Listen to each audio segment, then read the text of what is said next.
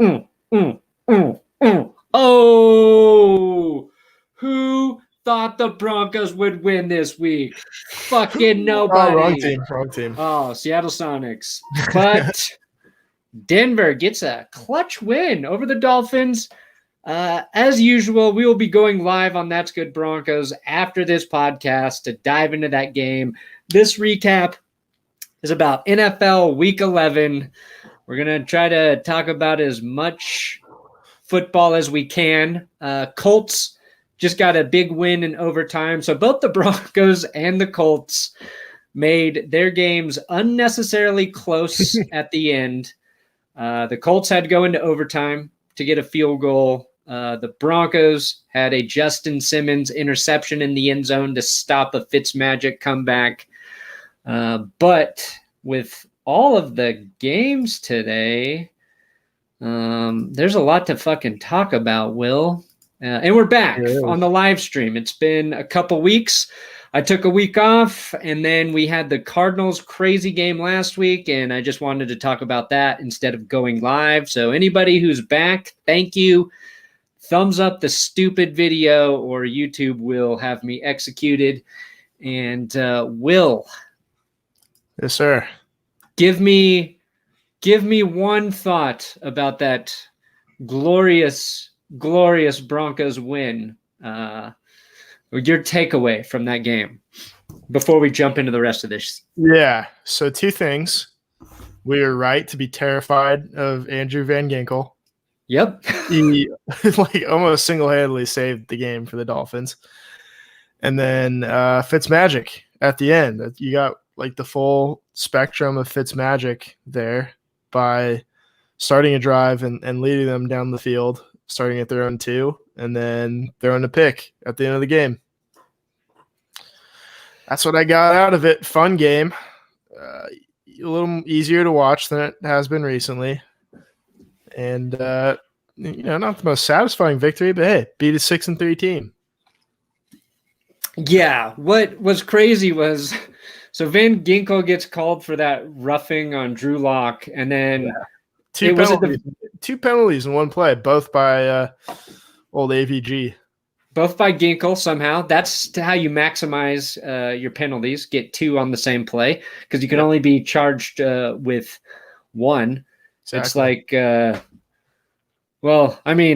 was going to compare it to a murder sentence if you murder multiple people, but you can't get multiple life sentences. Yeah, I mean, because what's the point? You're just living out 1. I mean, that's what Van Ginkel did. And then Melvin Gordon fumbles on the 1-yard line. That as bad as that play was, and I tweeted that I still wasn't worried about the Broncos. I also tweeted that we didn't want to see Ryan Fitzpatrick in the game. Yeah, that was timely observation. That was correct, because he was playing a lot better than Tua. Tua struggled, and a big reason was the Broncos' pass rush.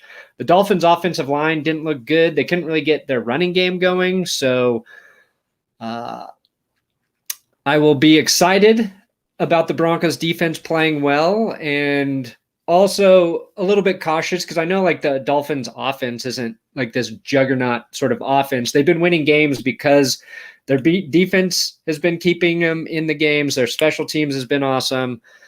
But a win is a win. And really, the Broncos just stuck to the run game, and that helped them, because Drew Lock also didn't play particularly well, but he only had, 1 interception? So yeah, 1 interception at the beginning, and then slammed his Gatorade down.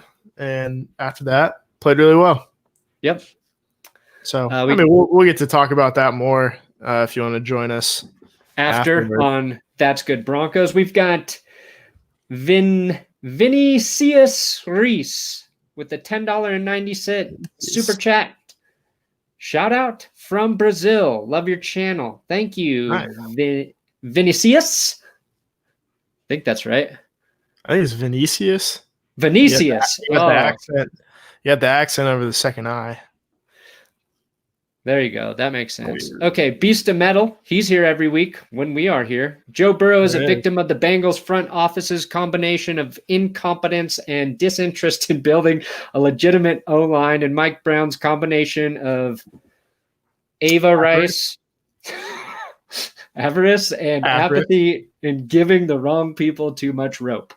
What we're going to learn tonight is how illiterate I truly am. But yeah, Joe Burrow looks like he suffered a season-ending knee injury. That sucks because the entire just looked like it. He tweeted it. Yeah, he was like, "See you guys next year." He played it. He was his own Adam Schefter there. I think he tweeted it while he was on the injury cart leaving the field. Yeah, he looked at it and he was like, "Well," he was like, "Nope, this fucking knee's done." Yep. Goodbye. Yeah. You know what I was thinking about? Like, I saw that happen on Red Zone, and then they reshowed the play, and they showed it like it was the Zapruder film, going like frame by frame, seeing his leg just contort, and then Chris Hansen's like back into the left. Scott Hansen, sorry. Chris Hansen was like, take a seat over there. But Scott Hansen, kept showing it and then freeze framed it like it was Ralph Wiggum's heart breaking in that episode of The Simpsons. Oh, yeah, that's so good. Yeah. You can actually see the moment when Ralph's heart breaks. Yeah, it's like you can see the moment where his ACL is shredded into a million pieces.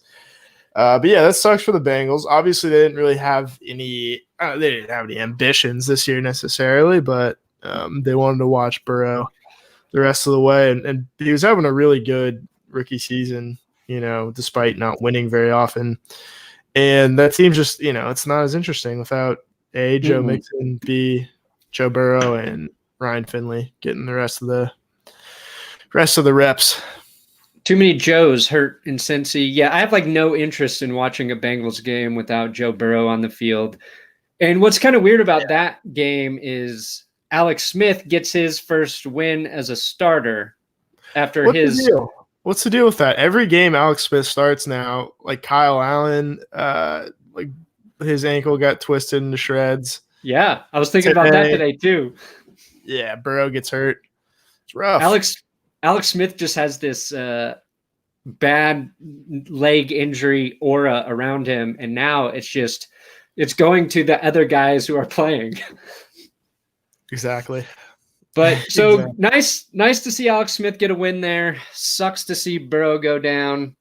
He was on pace to, I think, set the rookie passing yardage record, maybe. I believe so. Like completions, like fewest interceptions, stuff like that. Yeah. All right. Well, we have Frank McMahon. Just McMahon. Super chat. $4.99. McMahon. That was the best game I've ever been to, and I was there for both Peyton's Broncos games against the Colts. Go Colts.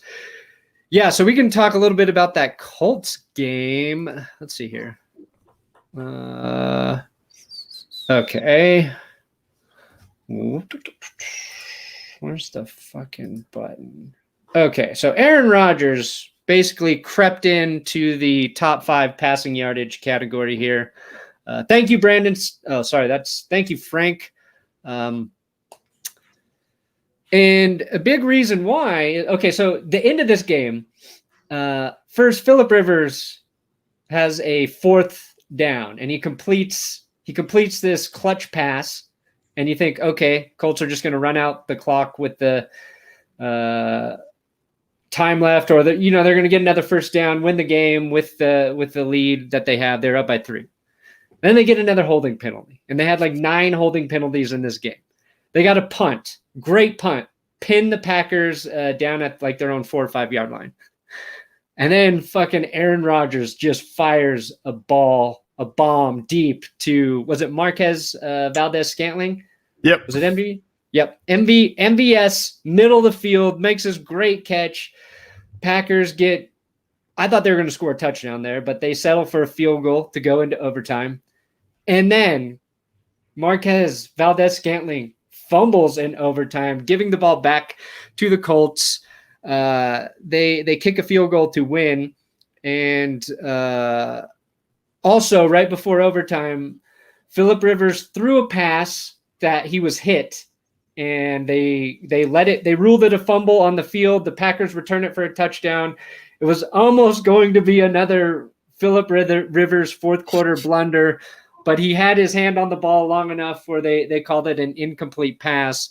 So the end of that game was pretty crazy.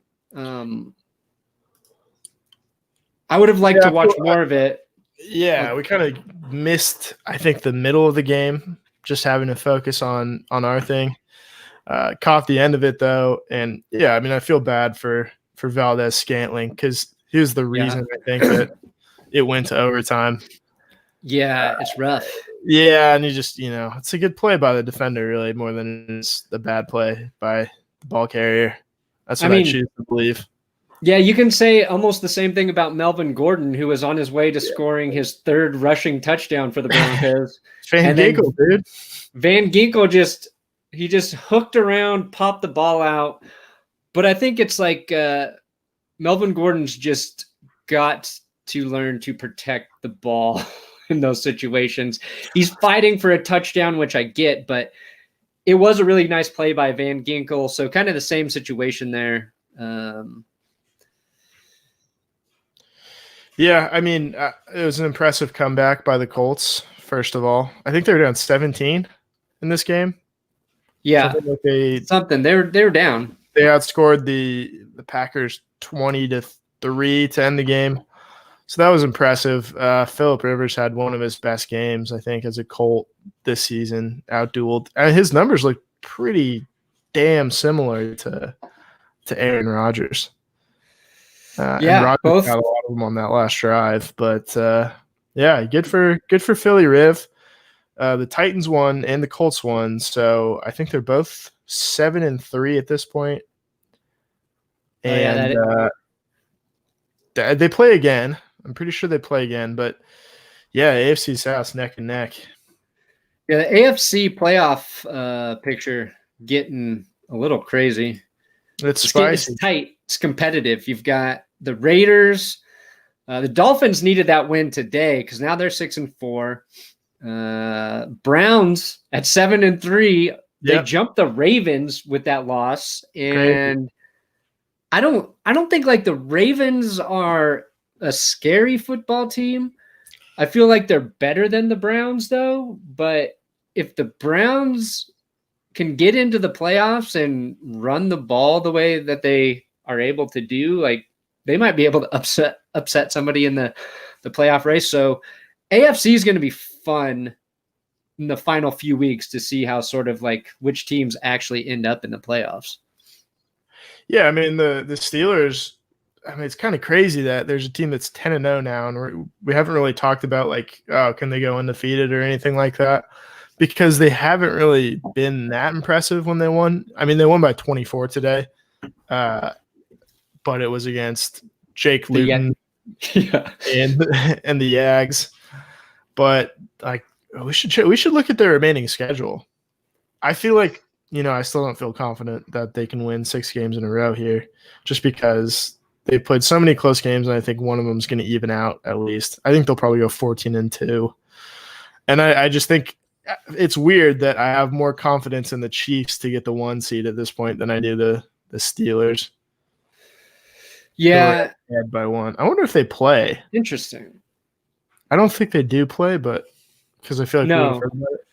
Yeah, the Steelers, basically the left games are their tough games. So they've got Ravens, Bills, Colts. And then the right games, Washington, Bengals, Browns, probably their easier games. So they've got a short week. They play Thursday night against the Ravens. So they'll get tested.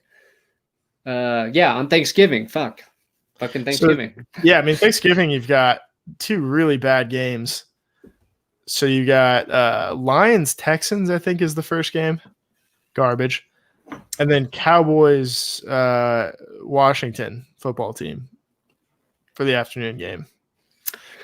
Which, I mean, they're in the NFC East again. Like, yeah, the Cowboys just won. The Eagles lost, so I think Dallas Washington won. Yeah, Washington won. Yeah, what are the NFC standings now? Eagles. Jesus Christ. What a terrible division. Eagles Giants, Washington, Cowboys, all 3-7. Oh my God, I'm just refreshing to double check. Yeah. Fudge. And somehow the Eagles still technically in first place. Wow, with that tie. That is such a shit show. Oh. Yeah, Philly just lost to the Browns. They look like they should probably put Jalen Hurts in, and somehow they're a mess. Like, people want their coordinators and coach fired, and they're still in first place. So I guess that Washington Cowboys game, it matters. I'm not going to say it's a game that I would like to see, but you get the two matters. You have the two bad morning games, or morning, afternoon, and then the night game makes up for it. Those games can be good, though. Like, just because the teams don't have good records doesn't mean the games will be bad. Yeah, Thanksgiving games are always just they feel kind of big. Yeah. We got 3Z, 3E watches. Super chat. Julian Blackman for Defensive Rookie of the Year. Go Colts. Yeah, he's been playing well. Brandon Styles, $5 super chat. Holder, no holding. How'd you feel about the try on 4th down after the interception? I just thought I was in for a long game. Brandon is referencing Broncos game. Elijah Holder got called for holding. So trust me, we will be addressing that in the recap video. I thought the officials were shitty in the Broncos-Dolphins game. Simmons should have had 2 picks. If he gets the first pick, probably doesn't. Probably not in a spot to get the second pick, but yeah, that was a lame one to get wiped out. And the Broncos won in spite of that, which was like a 7-point swing there. So I like that. I thought we were in for a long day as well with the Drew Lock pick, but you just gotta hold on. I didn't mind the Broncos going for it on 4th down. It's 4th and 1. You got to pick it up. Yeah, I like it. But like, you've got nothing to lose. So at that point, you definitely go for it. Shoddy Viceroy, $4.99. I'm excited for Alex Smith to win that game, but feel really bad for Burrow. Also, I'm happy my Chargers didn't mess up. Yeah. Justin Herbert had another game. Chargers scored a lot of points, and they somehow still barely won. What was their final score? Chargers 34-28 over the Jets. So, they let the Jets claw way back into this game. They didn't cover. I think they're 8.5-point favorites, and it was like, okay, they're going to run away with it. Joe Flacco looks like the worst quarterback in the universe. And let them crawl back. They got the win. But as we know, it's like playing the Jets, it's like on the bingo card where you get the free spot. It's really just a free win. Yeah. Herbert, 366 yards, 3 touchdowns, 0 interceptions. He was just slinging it out there. I think Keenan Allen had a huge game because of that too. Yeah, he had 16 catches for 100. If you have 16 catches and you don't go over 200 yards, you're garbage. But that's 9.1 yards per catch. And if you look just below him, Damiere Byrd for the Patriots, 6 catches, 132 yards. That's a 22-yard average. That's what I want to see. That's what I call a good receiver, Keenan Allen. It's going to be really hard to justify not giving Allen the Big Dick Receiver Award, but fear not. We are biased. We will not give it to him in the best and worst episode tomorrow. Joey Overstreet Super Chat. Today, not only have the Ravens been proven as frauds, but the Titans, and more importantly, Derrick Henry proved they are the Ravens' daddy. Also, the Browns now have a better record than the Ravens. Yeah, so we just mentioned that about the Browns and Ravens record. This game, this was a good game too.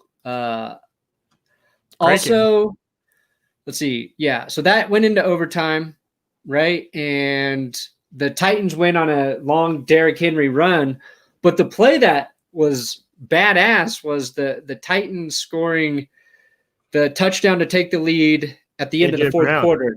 They throw a short pass to A.J. Brown, who just wills his way into the end zone against the Ravens defense.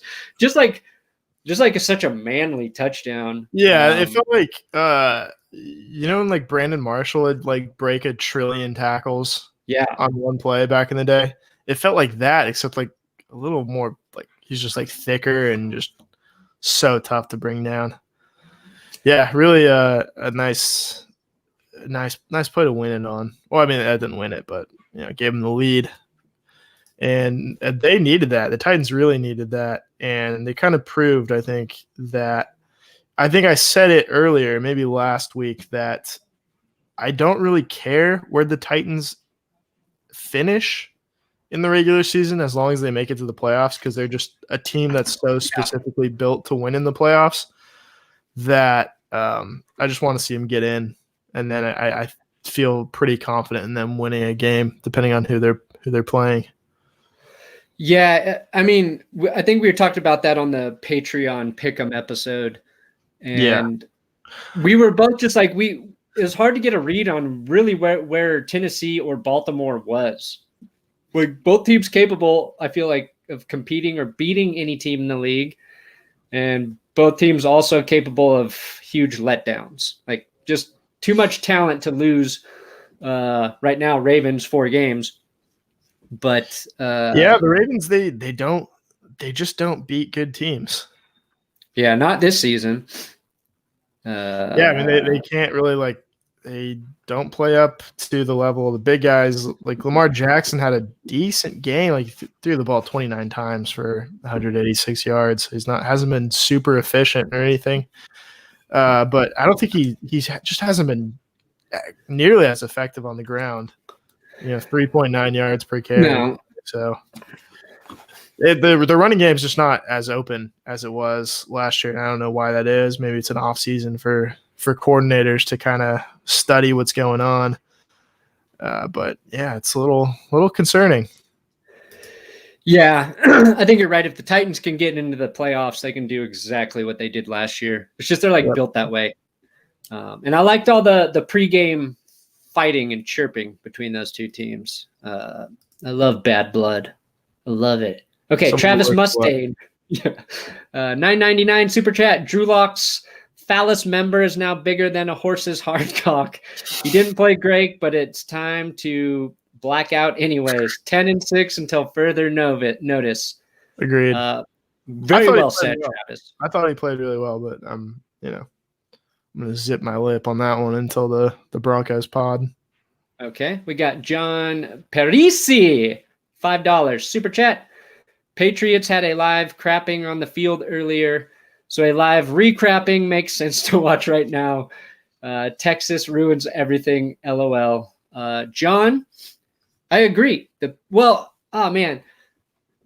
Patriots did kind of shit the bed here, but finally we got to see Deshaun Watson basically just ball out. It has been a while since Houston's done anything worth talking about. Was it Watson? 344 yards, 2 touchdowns, a really impressive touchdown run. Yeah. Cam Newton had, I think this was his biggest passing performance of the season so far, 365 passing yards. Again, Damiere Byrd had a game. That touchdown pass from Cam to Damiere Byrd was one of the best throws and catches I've seen this year. Yeah, it's great. It was just a long coverage, and he just kind of pulled it in over the shoulder. It was, it looked like 2015 Cam right there, but didn't do it again. Arching deep ball. So if you're rooting for, Cam's progression, there's some positives there if you're a Patriots fan, but that defense got worked by the Texans, and the Patriots defense just hasn't been the same this year. And that's been a huge reason they have a 4-6 record. It just feels nice to say Patriots 4-6. It does, because after the last 2 weeks, we're like, oh shit, I think the Patriots are starting to figure out who they are. And I think they're starting to figure out how to win. And they go to the 2-7 Texans, and they're like, oh, nope, they're just not good. Just not good. We don't have to worry. They suck. It's all right. Look, the Texans did it without basically running the ball at all. Yeah. Duke Johnson, 10 carries for 15 yards. CJ Prosise. I mean, your two running backs averaged less than 2 yards per carry. So either David Johnson's that much better than those guys, or the Texans just need Deshaun Watson to throw for close to 350 every week for them to have a chance to win. The thing is, like, they got rid of DeAndre Hopkins this year, but wide receiver hasn't been a problem for them. Hasn't been a problem, but and Will Fuller, they've been very good. I think Kenny Stills has been. I don't know about Stills actually, but everyone else has been like Fuller and Cooks have been very, very solid players. I think they're lacking in other places, really, and I think the fact that we like kind of heap everything on the Hopkins trade is unfair. I think the fact that but it's funny. Get a healthy. Oh, it's hilarious. The fact that they didn't get a healthy running back in exchange is what's really killing them right now, I think. Yeah, it's like they should have gotten a really high draft pick and then used that for their running back that they wanted. You can't get Kenyon Drake away from the Cardinals. David Johnson. Jesus Christ, DeAndre Hopkins. Come on. Who's been like the best rookie running back this season? James Robinson, maybe. I'd say James Robinson. DeAndre Swift's been pretty good, although I don't think he played today. He was hurt today because I had to start like the most makeshift fantasy running back roster. I would let's say maybe Antonio Gibson's been good for the FT. Yeah, probably James Robinson, unless someone else knows of a team. Don't know. Oliver Kingdon. J.K. Dobbins. $5 Euro super chat. I was actually rooting for the Patriots. I want Cam Newton to succeed, and I'm absolutely pulling for Miami's draft pick from Houston to be top 5. The Dolphins have that. That's like the cap or the being the Dolphins and getting that Texans draft pick, such a savvy move. Okay, so two games I was kind of watching next to each other ish were Falcons Saints and Lions Panthers because we had PJ Walker and Taysom Hill making their starts. Yep. We've got a whole segment around my new coffee company that's launching this week, Benchwarmer Brew. In tomorrow's episode. But both of these guys are bench warmers coming off the bench, playing well. It looked like PJ was going to steal this award early, but then Taysom Hill ended up having a game himself. So it's going to be close. We'll dig into it a little bit to figure it out. But both teams get a win. And the Panthers, after getting just torn up by Tampa Bay last week, shut out the Lions, hold them to 0 points. That was an impressive win. And the fact of the matter is this should have been a game that was like 34 or 30 to nothing. But our boy PJ threw a couple kind of boneheaded picks in the end zone there that I'm sure he wish he had back. I don't know. One of them looked like it was probably a miscommunication, but I think overall, like I don't think he's going to do anything like that again. And I was impressed. He looks very like kind of effortless when he throws, and he's not Kyler Murray fast. He's not Lamar Jackson fast, but he's quick. Yeah, he's super athletic. I like that team with PJ Walker. Is he even Taysom Hill fast? I don't know if he's more. I don't know if he's Storm and Mormon fast. Did you like my Storm and Mormon nickname? That was great. How many yards did Taysom Hill finish? 10 rushes, 51 yards, 2 touchdowns. Exactly the same amount of rushing yards as Lamar Jackson. 2 more touchdowns. So he was right now. Taysom Hill tied for the most of a QB this week. That's crazy. But I mean, yeah, we talked about Taysom Hill being the smart play for the Saints too. You just need to see what you have in that guy. Yeah, no, and someone said like that's what Sean Payton had been talking about the whole week. He's like, I need to see it. I need to see and that's how you plan for the future. And he's probably gonna get like a few more shots at it too. Yeah, I mean, we found out today Drew Brees had 11 fractured ribs. Yeah. Like, Jesus Christ. I didn't know there were 11. It's like if you had asked me, I would have been like, I don't know, 8. 8 ribs in the human body. 8. How do you? Was there 6 on? Is there 12? Like 6 on each side? There's got to be at least 12. The other thing you were right about with like Drew Brees getting injured, and you said this in the Patreon prediction, but the Saints, the rest of the team usually picks it up when he goes out, and their defense dominated the Falcons, which is, I mean, Julio Jones got hurt, so you weren't getting like the kind of production you might expect out of him in this game. But 9 points from Atlanta, all field goals. Michael Thomas even dropped like this wide open pass that was pretty embarrassing. But, you know, Emmanuel Sanders had a touchdown called back for holding. Oh, yeah, that was bull. It was maybe Taysom Hill's like best throw of the game. Yeah, it was a great throw. Called back. Classic He-Man kind of reception.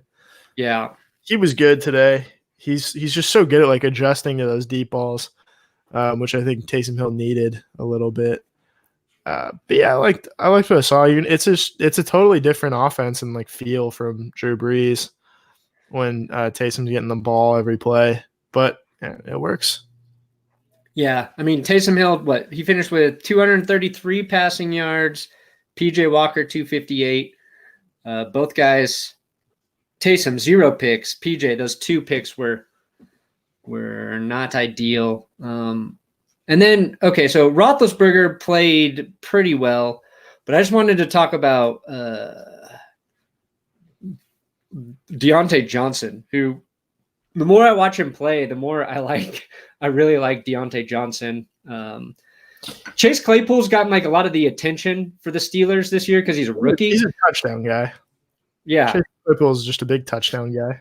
He's a big, strong guy. You get in the red zone, you get touchdowns too. But Deontay Johnson's kind of like to me, like Jerry Jeudy in that he's just really hard to cover and he gets open. He just fortunately has a quarterback who gets him the ball more frequently.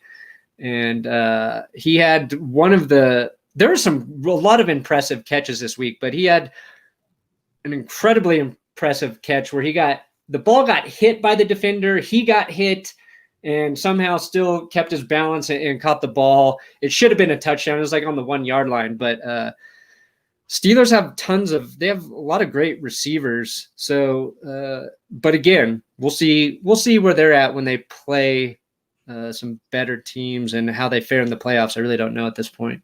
I got some more super chats here, and then we'll try to wrap this shit up. Like this video. Someone tweeted about Josh Jacobs. What the hell? Oh, Raiders are up. Ooh. Oh, yeah, that game's on. Admiral Twitchy, $5 super chat. I don't have a bean grinder, so you can you chew the coffee beans for me? Benchwarmerbrew.com. You can sign up for our newsletter now. More info coming on that. I will chew up the beans for you. I think we offer ground as well, so you can get the ground beans. But thanks for shouting out my coffee, Admiral Twitchy. Benchwarmer Brew. Nick Krishnan, Eagles fan, $25 super chat. Nick, as an Eagles fan, you should probably be saving your money, even though technically you're in first place. Who moved to Denver a year ago and following you since before that. Broncos could have looked better, but they damn sure didn't look as bad as the Birds. In and out is not that good. I agree with all of that. No. I agree with all of it. Oh. No. In and out's good, but we've had like hours long lines for Come the on, Nick. In-N-Out openings here in Colorado. People are just going nuts. It's not worth it. There's one that's by my parents' house. That's like the line's always backed up, and it's been there since I was born. So there's never going to be short lines there. Get used to it, pal. It's good. People like it. Do you think the Eagles should just start Jalen Hurts? See what they got with him? Or probably. Do you think it's not all on? I mean, Carson Wentz isn't playing good. That pick six was atrocious. Yeah. He looks like he's not. I think sometimes it's good to bench a quarterback and with the intention of going back to him. Like the Tua thing, I don't know, because they needed Fitzpatrick. I think they didn't see a scenario in which Tua was coming back from 10 points and Fitzpatrick's a little more instant offense. But something like Jalen Hurts and Wentz, yeah, man, it's hard to say because like you're in first place.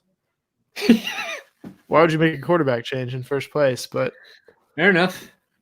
Yeah, it's not going to happen. Doug Peterson says it's not going to happen, but I wouldn't be surprised to see it fairly soon.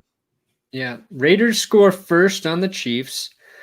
Cowboys pulled the upset over the Vikings, so good for Andy Dalton, who's going to be featured in one of our upcoming episodes, Top 5 NFL Gingers.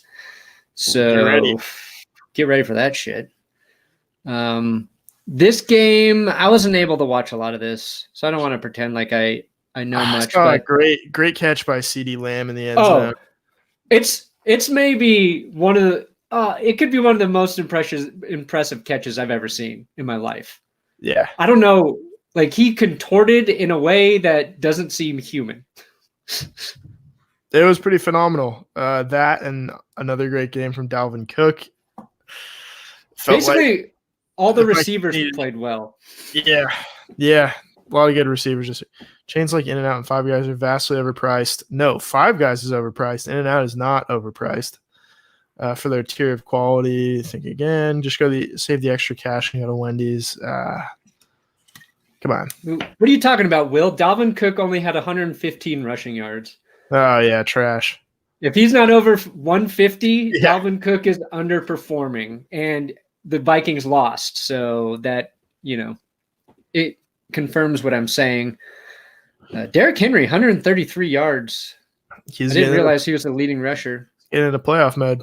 Guess who you haven't seen in this list for a while? Zeke Elliott. Probably a big reason Dallas was able to win. Their running back had a decent game. Just 103 yards, but it's more than they've gotten from him all season. And yeah, there's Antonio Gibson. Jonathan Taylor, maybe another rookie back we can keep our eye on. And then here, Gordon and Lindsey, both with 80 yards. Which is a nice segue. We will be jumping on That's Good Broncos here in a little bit to break down that game. Thanks for joining the recrapping. Is there anything we missed before we need to go? Here's the thing with In-N-Out. I like In-N-Out. I like their burgers a lot. But to me, Smash Burger's pretty damn close to In-N-Out. Five Guys is pretty close. I've tasted a lot of burgers that, when you're hungry for a burger, are pretty damn close. Pretty damn close. To each their own. And with that, we will say goodnight and good luck. And don't forget to watch Best and Worst tomorrow. It is our best and worst video every week. Sure. Go figure.